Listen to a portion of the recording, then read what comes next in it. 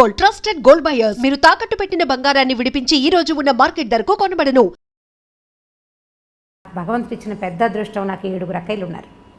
నేను నా చిన్నప్పటి నుంచి అంటే నేను చీరలు కట్టుకోవటం మొదలైనప్పటి నుంచి 18-19 ఏళ్ల వయసు నుంచి మా పెద్దకయ్య నాకంటే 10 ఏళ్ళు పెద్దది. ఇంతకుముందు చెప్పాను కదా. ఎంతమంది మీ సిస్టర్స్? 8 సిస్టర్స్ మేము.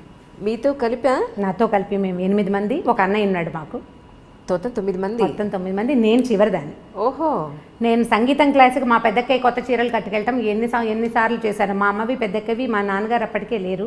మా మదర్ కొత్త చీరలు సాధారణంగా కట్టుకునేవారు కాదు.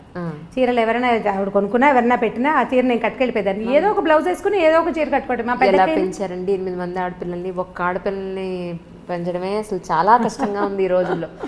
పాత రోజులు కదా. పాతకాలంలో ఇలా బోల్డెన్ మంది 7 అమ్మాయిలు 6 అమ్మాయిలు బోల్డెన్ మంది కనిపిస్తారు నా ఏజ్ వాళ్ళు. నాకంటే పైన ఉన్న ఏజ్ వాళ్ళందరూ అలాగే ఉంటారు కదా. మాకేంటంటే మా అమ్మ నాన్న ఒక్కొక్కళ్ళే. మా తాతగారికి బాగా పిల్లలు, బాండ్ ఆఫ్ పిల్లలు ఆయన పాపం. ఆయన పుట్టలేదు. 3 పిల్లలు పుడితే ఒక ఆయన పుట్టగానే ఒక బాబు పోయినట్టున్నారు. మా మేనత్త ఒక 10 ఏళ్ళు వచ్చాక పోయారు. మా నాన్న ఒక్కరే. ఆయనకి చాలా మంది సంతానం కావాలని ఉండేది. మా ఇదొక తర్వాత ఇప్పుడు వైజాగ్లో మా నాన్నగారు ఆంధ్ర యూనివర్సిటీలో ఎంఏ చదవటానికి వెళ్ళారు. ఒకవేళ ఏదైనా చేయించేసుకుంటారేమో వీళ్ళు పిల్లలు కలగకుండా అని ఆడపిల్లలకు రాసిస్తానని బెదిరించేవారు మా తాతగారు. అప్పుడే ఆపేస్తే సరిపోయేది. ఆ తర్వాత ఇన్ని బొమ్మలు వచ్చినాయి, కొత్త బొమ్మలు అంటుండేది మా అమ్మ. మేము మా ప్రధానమైంది అది. పైగా మా కజిన్స్ అందరూ కూడా మేము 6, 7, 8 అలా ఉన్నాం. మా కజిన్స్ అందరూ కూడా ఎక్కువ వాళ్ళే. ఈ పైన పెద్ద అక్కయ్యలు ఉన్నారు కదా. మా అక్కయ్యలు చీరలు కట్టుకునే అలవాటు నాకు చిన్నప్పటి నుంచి ఉంది. ఇప్పుడు కూడా నాకు కుప్పలు తెప్పలుగా చీరలు వస్తూనే ఉంటాయి. కొంచెం నన్ను ఎక్కువ ముద్దు చేస్తారు. మిగిలిన ముద్దు అంటే జనరల్ ముద్దు కాదు. నాతో మ్యాక్సిమం పనులు అందరూ చేయించుకుంటారు. చీరలు మాత్రం వచ్చేస్తాయి. ఓకే, చీరలు వచ్చేస్తాయి. ఏదైనా కొత్త నగ చేయించుకుంటే మా అక్కయ్య ముందు పరిగెత్తుకుంటూ నాకు తెచ్చి మెడలో పెట్టి చూసుకోవడానికి, చూసి బాగుంది అని అనుకోవడానికి కూడా నగలు పట్టుకొచ్చే అక్కయ్యలు ఉన్నారు నాకు. మిగిలిన వాళ్ళకి ఈ అవకాశం లేదు. నేను కట్టుకునే చీరలన్నీ నా సొంత చీరలు కావు. కొన్ని మా అక్కయ్యల చీరలు కూడా కొన్ని కట్టేసుకుంటూ ఉంటాను. ఎక్కువ భాగం అనమాట. 50% ఏదో ఒక అక్కయ్య దగ్గర నుంచి ఓ 4 చీరలు, ఓ 3 చీరలు అలా వస్తూనే ఉంటాయి. వాళ్ళు నాకు కొనిపెట్టేవి ఎక్కువే, పట్టుకొచ్చి పడేసి ఇవి కట్టుకోవే అని వదిలేసే చీరలు కూడా చాలా ఉంటాయి అన్నమాట. ఎక్కడున్నారండి 7 మీ సిస్టర్స్? 3 అక్కయ్యలు ఇక్కడే ఉన్నారు. 3 కాదు 4 అక్కయ్యలు ఇక్కడే ఉన్నారు. మా పెద్దక్కయ్య మొన్నటి దాకా ఇక్కడే ఉండేవారు, కానీ విజయవాడ వాళ్ళ అబ్బాయి షిఫ్ట్ అయ్యాడు. రెండో అక్కయ్య బందర్లో ఉంటుంది. మా ఆఖరక్కయ్య అహ్మదాబాద్లో సెటిల్ అయ్యారు వాళ్ళు. తను అక్కడ ఉంటుంది. వస్తే ఇక్కడ నా దగ్గరే స్టే చేస్తుంది. మీ బ్రదర్ అండి? బ్రదర్ మా ఊళ్ళోని చిట్టుకూడూరులో పొలాలు ఉన్నాయి మాకు. సొంత కాలేజీ ఒకటి ఉంది. సో కాలేజ్ చూసుకుంటాడు. సో ఇంకా తను అక్కడే ఉన్నాడు. మేము అక్కడికి వెళ్ళడానికి మాకు ఆసరా అదేనమాట. అన్నయ్య అక్కడే ఉండటం మా ఊళ్ళోనే.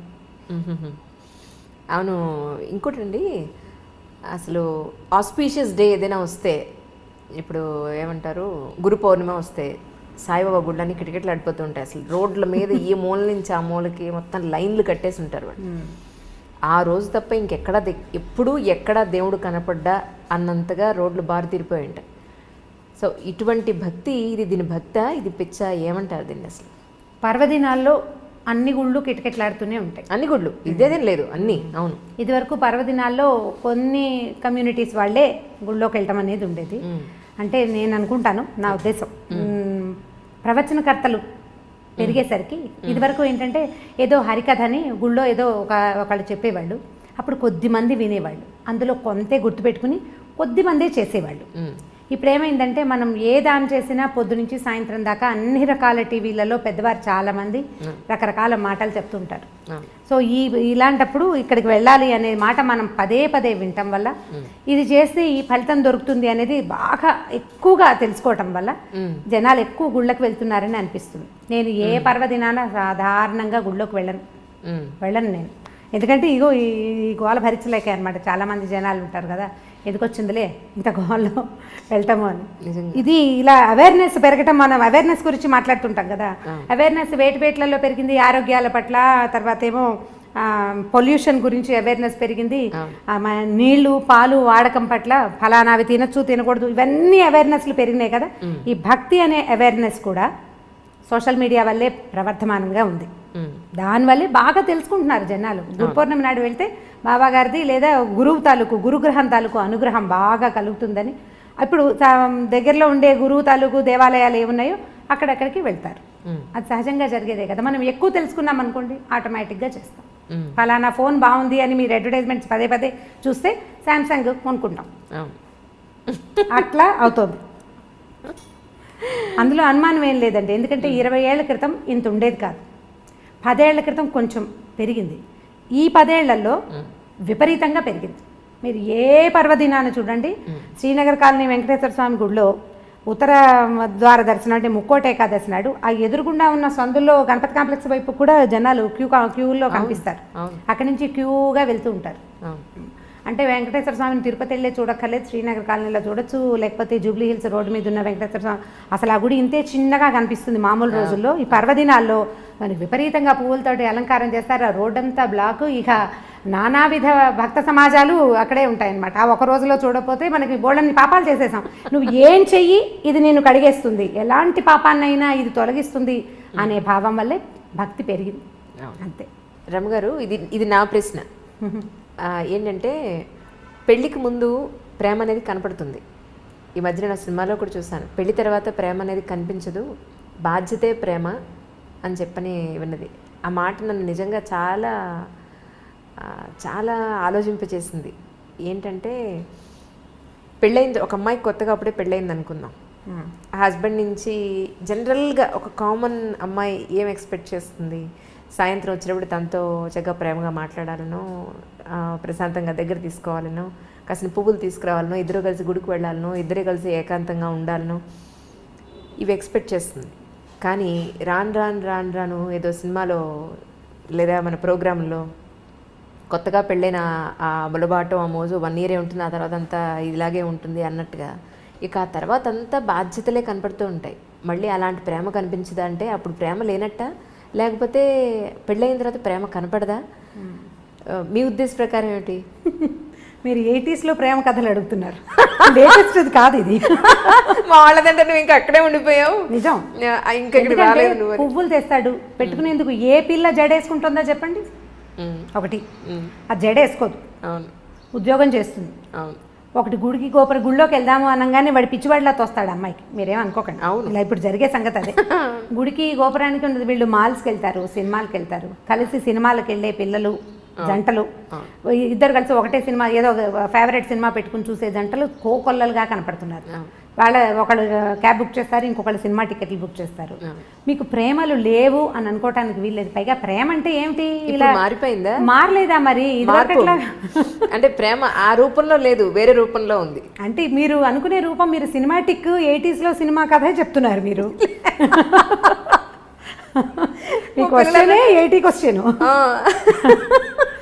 ఎవరు చేస్తున్నారు? సరే, ఇప్పుడు ప్రేమలు ఎలా ఉన్నాయి? ఇప్పుడు ప్రేమలు అంటే, ఇప్పుడు మీరు ఒక కుర్రాడు అర్లీగా ఇంటికి రావటం అనేది ఈ రోజుల్లో సాధ్యపడే సంగతి కాదు. వాడి గవర్నమెంట్ జాబ్ ఉండి, గవర్నమెంట్ ఉద్యోగము, పబ్లిక్ సెక్టర్ అంటే ఇప్పుడు అక్కడి నుంచి రావాలి కదా. ఇప్పుడు రకరకాల సాఫ్ట్వేర్ ఉద్యోగాలు, రకరకాల హోటల్స్లోవి, లేకపోతే హోటల్ మేనేజ్మెంట్వి, ఈ ఉద్యోగాల వాళ్ళందరి టైమింగ్స్ రాత్రి 9 తర్వాతే కదా. సాయంకాలం 5:30, 6 గంటలకి ఇంటికి వస్తాడు అనుకుందాం ఒక అబ్బాయి. అమ్మాయి ఏం పని పాట చేయదు, ఇంట్లో కూర్చున్న అమ్మాయిలు ఉన్నారా ఇప్పుడు? ఏదో ఒక చిన్నదో పొన్నదో ఉద్యోగం చేయాలనుకుంటుంది.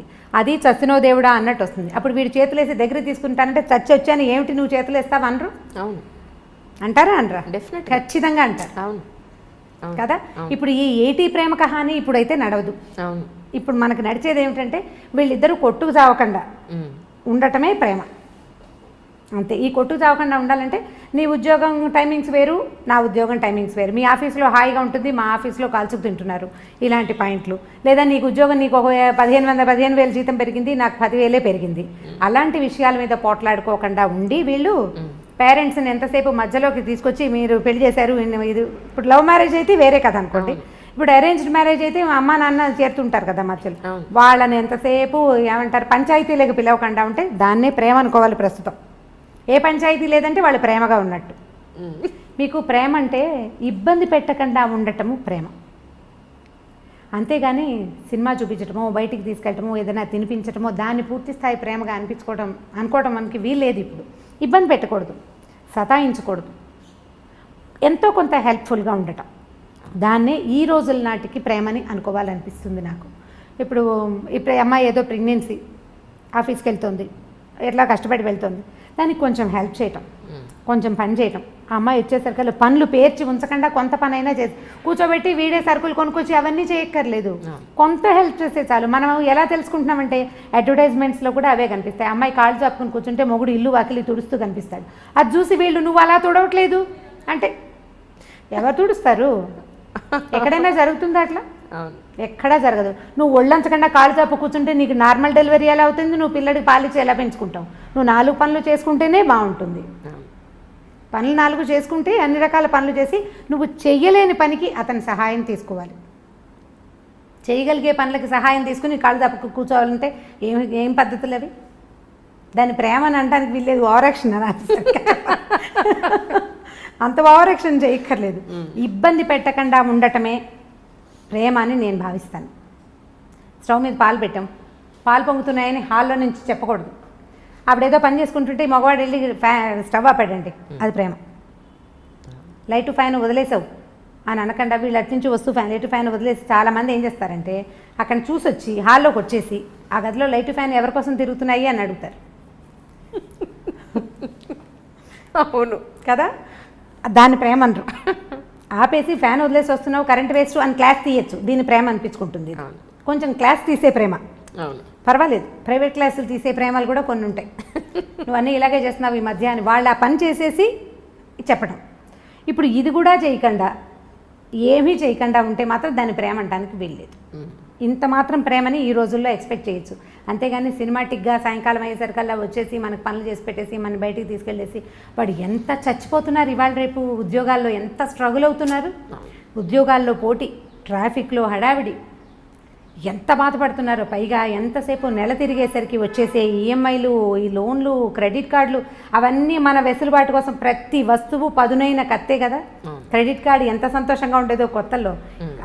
అది కట్టేటప్పుడు రక్తాశ్రువులు వస్తాయి, రక్తకన్నీరే, మనకి దుఃఖం వస్తుంది, బాబోయ్ ఇదంతా కట్టాల్సి వస్తుంది. వాడికి గీసేసేటప్పుడు గొప్ప సరదాగా ఉంటుంది. మా వాళ్ళని ఎత్తుపట్టు ఏమన్నా ఆల్రెడీ మీకు అనుభవం ఉన్నట్టుంది అదిగో కదా. ఇవన్నీ పదునైన కత్తులు ప్రతిదీను. ఈ కత్తుల్ని హ్యాండిల్ చేయటమే కష్టం. ఇప్పుడు మగవాడు ఒకడు ఉద్యోగం చేసి ఆడవాళ్ళు ఇంట్లో కూర్చుంటుంటే వీళ్ళకి ఏమనిపిస్తుంది, శని ఆదివారాలు సెలవులు రాగానే వీడు మనని బాగా తిప్పేయాలి, అక్కడికి తీసుకెళ్ళాలి, ఇక్కడికి తీసుకెళ్ళాలంటే ఈ 5 రోజులు చచ్చి ఉండి పైగా ఈ వర్క్ అంతా శనివారం రాత్రి లోపల సోమవారం పొద్దుటికి అది రిపోర్ట్ అందించేసేయాల్సిన ఉద్యోగాలు ఉంటాయి. వాడు ఏం సరదా పడతాడు పాపం? వాళ్ళు ఎలా సరదా పడగలుగుతారు? ఫ్రీగా ఉండటానికి వాళ్ళకి పెద్దగా అవకాశం లేదు. అసలు మన ఉద్యోగ వ్యవస్థే పరమ దౌర్భాగ్యంగా ఉంది. ఇప్పుడు వర్కింగ్ అవర్స్ బాగుండట్లేదు కదా, వర్క్ కల్చర్లు బాగుండట్లా. వాడు స్ట్రెస్ ఫీల్ అవుతుంటాడు. వాళ్ళు ఏమనుకుంటారు, మగవాళ్ళు ఏమనుకుంటారు, వీళ్ళు మనని రిలాక్స్ చేయాలి, ఆడవాళ్ళ వల్ల రిలాక్సేషన్ రావాలంటే. ఇప్పుడు నేను సినిమాటిక్ మంత్రదండం, ఇది కూడా 80s 70sలో హీరోయిన్లు ఎన్ని కష్టాలైన పడి ఇంటికి వచ్చేసరికల్లా చక్కగా శుభ్రమైన ఇల్లు, తెల్లటి పక్కలు, మల్లె పువ్వులు లాంటి మంచాలు, ఇలాంటివి చాలా చదివేవాళ్ళు చిన్నప్పుడు. అలా మంత్రదండం లాగా చేయటము ఆడవాళ్ళ వల్ల కాదు. సో 70s 80s ప్రేమ కథలు, అప్పట్లో ఉండే ప్రేమలు మనం తెలుసుకున్నవి. మన ఇళ్లలో మనం చూసామా అంజలి? మీరు ఆలోచించి చూడండి. 80sలో మన అమ్మ నాన్న, 80sలో మనం చిన్నపిల్లలం కదా, మన అమ్మ నాన్న, మన అక్క బావ, మన మామయ్య, మన అత్తయ్య, పోనీ బాబాయ్ పిన్ని, ఇలా సినిమాటిక్గా ఉన్నారా? ఆలోచించి చూడండి. లేరు. అప్పుడు బాధ్యతలు, పనులు విపరీతంగా, పనే పాట. ఇప్పుడు మనకి ఏమీ లేవు పనులు. మగవాళ్ళకి పనులు తక్కువే, ఆడవాళ్ళకి పనులు తక్కువే. మనకి విపరీతంగా ఉన్నది డ్రైవింగ్, పొల్యూషన్, స్ట్రెస్, ప్రతిదానికి అవే హెచ్చుగా ఉన్నాయి. మరి ఇప్పుడు అప్పట్లో బాధ్యతల వల్ల ప్రేమలు తక్కువగా ఉండేవి, సినిమాటిక్ ప్రేమలు లేవు. ఇప్పుడు స్ట్రెస్ వల్ల సినిమాటిక్ ప్రేమలు తక్కువగా ఉంటున్నాయి. మనం స్ట్రెస్సే ఎక్కువ తీసుకుంటున్నాం. ఇప్పుడు శని ఆదివారాలు ఉన్నాయనుకుందాం మన దగ్గర, పోనీ ఒక ఆదివారం ఉంది, దాన్ని సగం చేసుకోవడానికి ట్రై చేయండి. మనం ప్రేమని కొంచెం సినిమాటిక్గా సాధించగలుగుతాం. సగం చేసుకోవడం, పొద్దున పూట బయట తిరిగి, లేదా ఇప్పుడు బఫే బ్రేక్ఫాస్ట్లు అవి కనపడుతుంటాయి ఊళ్ళల్లో, సిటీలోనే, టౌన్స్లో కూడా ఉన్నాయిలేండి. విజయవాడ, గుడివాడ కూడా ఏం తీసుకోలేదు హైదరాబాద్ కంటే. అవి ఆదిలాబాద్లో లేదు కానీ మన నిజామాబాద్ అలాంటి ఊళ్ళల్లో కూడా ఉన్నాయి. పగలు మధ్యాహ్నం దాకా మీరు ఎంజాయ్ చేద్దాం, ఎక్కడికైనా వెళ్దాం, ఎవరింటికైనా వెళ్దాం, గుడికి గోపురానికి వెళ్దాం, సాధ్యమైనంత ప్రేమగా ప్రవర్తించడానికి ట్రై చేసి మధ్యాహ్నం నుంచి మగవాళ్ళని వాళ్ళ వర్క్ వాళ్ళని చేసుకొని ఇస్తే అటే కొట్లాడుకోకుండా మనం కొంత ప్రేమ కథని సాధించగలుగుతాం.